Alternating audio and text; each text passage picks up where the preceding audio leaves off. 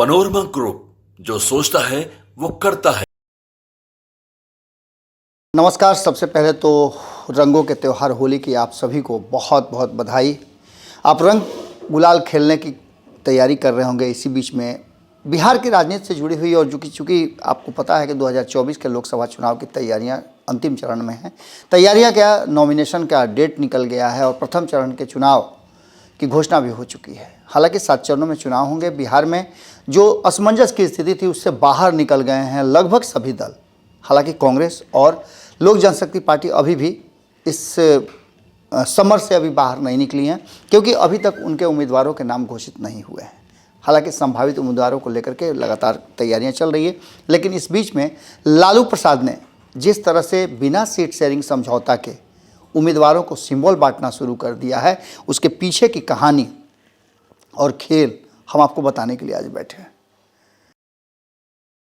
कांग्रेस के साथ भले ही जितनी भी बातें कही हो, हमने कई खबरों में आपको बताया था कि जब पहली बार इंडिया ब्लॉक की मीटिंग हो रही थी पटना में, उसमें राहुल गांधी के कारण उस मीटिंग को 3 बार पोस्टपोन करना पड़ा और उसके बाद राहुल गांधी का समय मिला तो पटना में बैठक हुई। और पटना की बैठक में जिस तरह से लालू प्रसाद ने अपने बगल में बैठा करके राहुल गांधी को दूल्हा बना दिया, उसके बाद ऐसा लग रहा था कि इस बार कुछ अलग होगा।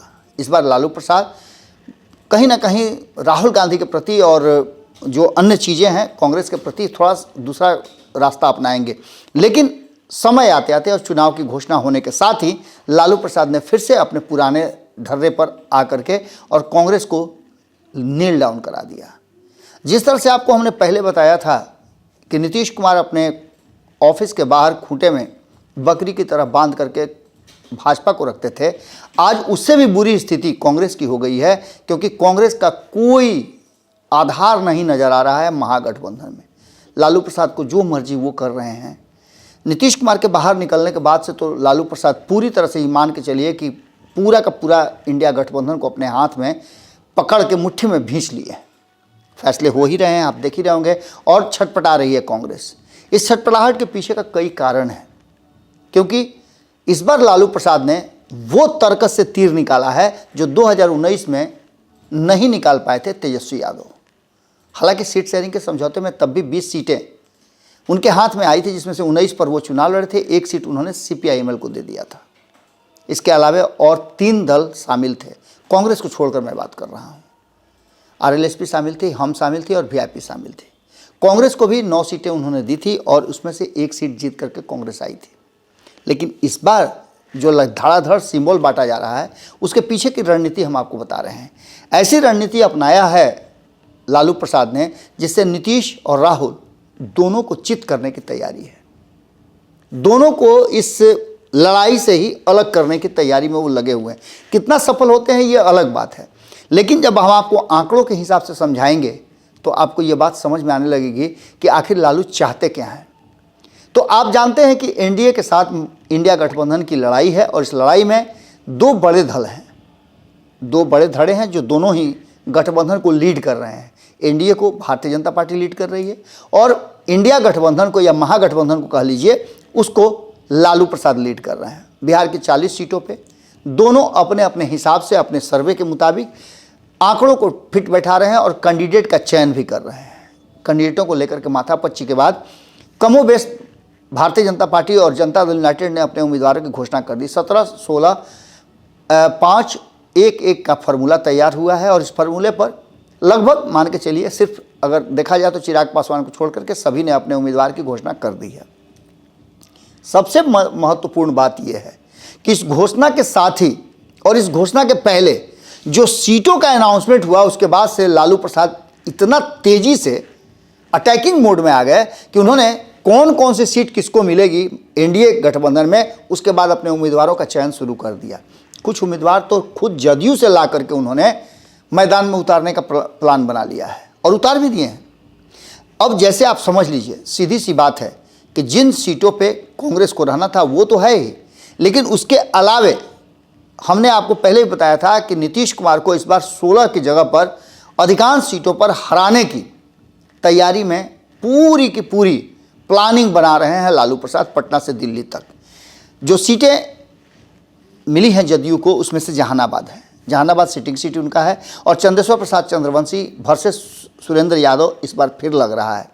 यानी कि एक सीट ये समझ लीजिए जो कहीं ना कहीं मजबूत दावेदारी इस बार राष्ट्रीय जनता दल की हो रही है। पिछली बार बहुत कम वोटों से 1600-1700 वोटों से के आसपास हार जीत का आंकड़ा रहा था।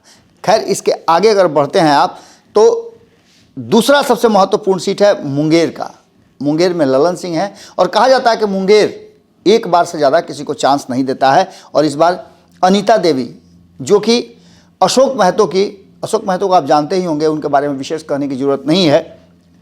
अनीता देवी को मैदान में उतारा है, हड़बड़ी में शादी हुई खरवास में, और लालू प्रसाद ने उन्हें टिकट दे दिया। अब वो ललन सिंह से मुकाबला करेंगे, ये दूसरा सीट है। तो तीसरा सीट जो है बांका का, यहाँ भी टफ फाइट हुई थी गिरधारी यादव और जयप्रकाश यादव में। बहुत कुछ उधेड़ बुन मंथन के बाद जयप्रकाश यादव कुछ चूँकि उस क्षेत्र में पहले से स्थापित है, वहाँ सांसद भी रह चुके हैं, तो उनको दिया गया है। ये हम नाम जो बता रहे हैं उसका हम अंतिम में आपको बताएंगे कि आखिर ये क्यों है। इसके अलावा पूर्णिया की बात करें तो बीमा भारती को लेकर के रस्साकसी मची हुई है, लेकिन इस सीट पर दावेदारी पप्पू यादव की है। पप्पू यादव कांग्रेस में शामिल होने से पहले इस सीट की दावेदारी अपने लिए सुनिश्चित कर चुके थे, और इसी बात को लेकर के वो लालू प्रसाद से, तेजस्वी यादव से मिले थे और कांग्रेस में जाकर के अपनी पार्टी का विलय भी किया था। लेकिन यहाँ पेंच फंसा दिया है बीमा भारती को। जदयू से ला करके उन्हें प्राथमिक सदस्यता दिलवाई गई राष्ट्रीय जनता दल की, और अब अभी तक हालांकि सिंबल उनको नहीं दिया गया है, पेंच फंसा हुआ है। लेकिन ये भी वो सीट है जहाँ सीधी लड़ाई जनता दल यूनाइटेड वर्सेस कांग्रेस नहीं होकर के इस बार जदयू होने जा रहा है। सुपौल की बात करें तो यहाँ भी दिलेश्वर कामत के विरुद्ध, यानी जदयू के विरुद्ध, जो कि दिलेश्वर कामत को लेकर के कहा यह जा रहा है कि उन पर एंटी इनकम्बेंसी लागू है, और ऐसा कैंडिडेट लाया है। महागठबंधन ने इस बार कई तरह के प्रयोग किए हैं, और महागठबंधन का मतलब लालू यादव ने एक प्रयोग करते हुए बैजनाथ मेहता जो कि IRS रहे हैं, 7 साल पहले उन्होंने नौकरी छोड़ी है, उपेंद्र कुशवाहा के साथ लंबे समय तक रहे हैं। वो प्रण किए हुए थे कि वो लड़ेंगे तो उपेंद्र कुशवाहा की पार्टी से ही लड़ेंगे, लेकिन उनको सीट ही नहीं मिला।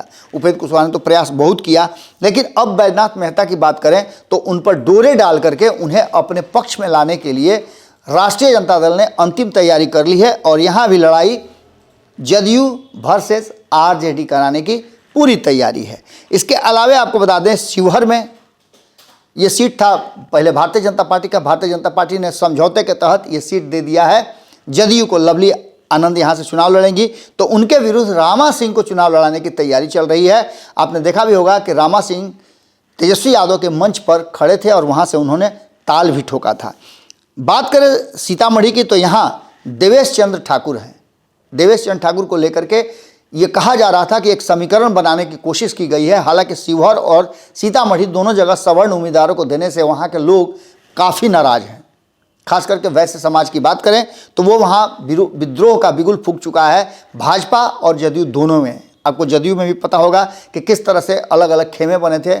वहाँ जब महागठबंधन में थे नीतीश कुमार तब भी विद्रोह हुआ था, और जब NDA में आए हैं तब भी विद्रोह हो रहा है। यानी कि यहाँ विद्रोह में अब सीधी लड़ाई जो है अर्जुन राय या रामेश्वर महतो से। रामेश्वर महतो के बारे में भी कहा जा रहा है, जो हमारे पास जानकारियां मिल रही हैं भीतर खाने में, हालांकि अभी कुछ भी फाइनल नहीं हुआ है, लेकिन कहा यह जा रहा है कि यहाँ कांग्रेस चाहती थी कि यह सीट उसको मिले, लेकिन अब यह सीट जो है राष्ट्रीय जनता दल अपने पास रख करके या तो अर्जुन राय या फिर रामेश्वर महतो पर जो डोरे डाल रही है उनको अपनी तरफ लाने का, उनको चुनाव लड़ा सकती है। इससे कहीं ना कहीं एक दबाव और मानसिक बढ़त लेने के प्रयास में है, क्योंकि यदि रामेश्वर महतो इस सीट से चुनाव लड़ते हैं तो ऐसी स्थिति में जदयू के उम्मीदवार होने और उनके खास करके पिछड़ा वर्ग से होने का फायदा मिल सकता है राष्ट्रीय जनता दल को। लेकिन देवेश चंद्र ठाकुर भी कमजोर उम्मीदवार नहीं हैं। उन्होंने तो दावा कर दिया है कि हर हाल उनकी जीत सुनिश्चित है। इससे पहले वो चुनावी राजनीति में कई बार जीत चुके हैं। 20 साल से लगातार MLA हैं, MLC हैं। इन सारी बातों को लेकर के मंत्री भी रहे हैं और अब तो विधान परिषद के सभापति ही हैं। इसके अलावा आपको बता दें कि सीवान की बात करें तो यहाँ भी सीधी लड़ाई जदयू वर्सेस RJD हो रहा है। यहाँ बहुत तरह की बातें कही जा रही थी, लेकिन अब CPIML को भी देने की बात चल रही थी, लेकिन ऐसा लगता नहीं है दूर दूर तक। और इस सिवान की सीट पर अवध बिहारी चौधरी को लड़ाने की तैयारी चल रही है, यानी कि यहाँ भी जदयू वर्सेस RJD होगा। और इसके पीछे का कारण क्या है हम आपको अब बताते हैं। आपने देखा कि जनता दल यूनाइटेड ने अपने 12 पुराने सांसद हैं उन पर भरोसा किया, तो वहीं भाजपा ने भी 13 सांसदों पर भरोसा किया, 17 जीती थी, 4 को दाएं बाएं किया गया है। कुछ नए चेहरे भी सामने आए हैं। इनमें से आपको बता दें कि कुछ लोगों के टिकट कटे भी हैं, हमने आपको सारी चीज़ बता दी। लेकिन अभी ये 16 सीटें हैं, इन 16 सीटों में 1-2 को छोड़ करके बाकी की सीटों पर भी आप मान के चलिए कि लगभग भागलपुर में भी राष्ट्रीय जनता दल ने अपना उम्मीदवार लगभग तय कर लिया है। हालांकि कांग्रेस की तरफ से ये कहा जा रहा है कि वहाँ से अजीत शर्मा की बेटी लड़ सकती हैं, इसकी भी चर्चा चल रही है, लेकिन अजीत शर्मा ने इस पर अभी तक कुछ नहीं कहा है। इसके बाद गोपालगंज की बात करें तो यहाँ भी राष्ट्रीय जनता दल लड़ने की तैयारी कर रहा है। झंझारपुर की बात करें तो यहाँ से भी उम्मीदवार उन्होंने खोज लिया है। आपको पता है कि अली अशरफ फातमी जो हैं वो तैयारी में लग चुके हैं। बात करें कटिहार की तो दुलाल चंद गोस्वामी के विरुद्ध भी अपना उम्मीदवार देने की पूरी तैयारी कर रहे थे, क्योंकि कांग्रेस ये सीट मांग रही थी, लेकिन अभी तक कोई फैसला नहीं हो पाया है। मधेपुरा की बात करें तो दिनेश चंद्र यादव की अगर बात करते हैं तो यहाँ बाजी पलट करके यहाँ से चुनाव लड़ाना चाह रहे थे लालू प्रसाद पप्पू यादव को, लेकिन पप्पू यादव चूँकि कांग्रेस में हैं वो यहाँ चुनाव लड़ना नहीं चाहते हैं। बात करें अगर वाल्मीकि नगर की तो यहाँ भी अपने उम्मीदवार देने की पूरी तैयारी कर रहे हैं।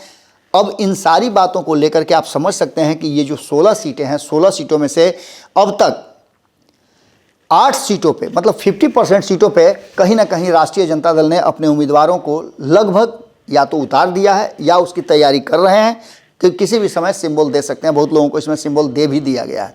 लेकिन बाकी की 8 सीटों में अभी भी ऐसी 6 सीटें नज़र आ रही हैं जहां राष्ट्रीय जनता दल यूनाइटेड के विरुद्ध चुनाव लड़ करके जनता दल यूनाइटेड को पटकनी दे करके इस बार शून्य को या सुनामी जो आई हुई थी, एकदम सुखाड़ जो पड़ गया था, इस बार लालू प्रसाद का रणनीति काम कर रहा है और उसी रणनीति के तहत उम्मीदवारों को चयन भी किया जा रहा है। ऐसी स्थिति में आप समझ सकते हैं कि अगर ये होता है तो नीतीश कुमार को तो साफ करने का प्लान है ही, नीतीश कुमार को बहुत नीचे ले जाने का प्लान है। उनके 16 में से अधिकांश सीटें जीतने का प्लान बना रहे हैं लालू प्रसाद। तो वहीं नीतीश कुमार के विरुद्ध न लड़ा करके भारतीय जनता पार्टी के विरुद्ध या फिर चिराग पासवान के या जीतन राम मांझी के या फिर उपेंद्र कुशवाहा के विरुद्ध लड़ा करके कांग्रेस को लालू प्रसाद उसे भी कहीं ना कहीं समाप्त करना चाहते हैं। ऐसी स्थिति में आप समझ सकते हैं कि इस स्ट्रेटजी के पीछे का रणनीति क्या है। जुड़े रहिएगा भारत लाइव के साथ। खबरों का सिलसिला तो लगातार जारी रहता है। होली की छुट्टी है, सभी लोग होली में गए हुए हैं, लेकिन हम आपसे लगातार जुड़ते रहेंगे। कोई भी घटना और कोई भी राजनीतिक हलचल होगी तो हम आपसे सीधे जुड़ेंगे। बहुत बहुत धन्यवाद, नमस्कार। एक बार फिर से आप लोग सभी को होली की बहुत बहुत शुभकामनाएं। अगर ये वीडियो पसंद आई और वह बिहार के राजनीति और बिहारियत से सरोकार रखेनी तो सब्सक्राइब बटन दबा के चैनल के सब्सक्राइब कर ली। ओजे एगो घंटी बा, ओकरा बटन दबा देला से कुल सटीक और मारक खबर रुआ मुफ्त में मिल जाई। अगर रुआ पत्रकारिता के हमनी के नया प्रयोग में सहयोग कर चाहतानी तो ज्वाइन बटन दबा दी। पेटीएम नंबर नोट कर ली 9386816700। धन्यवाद।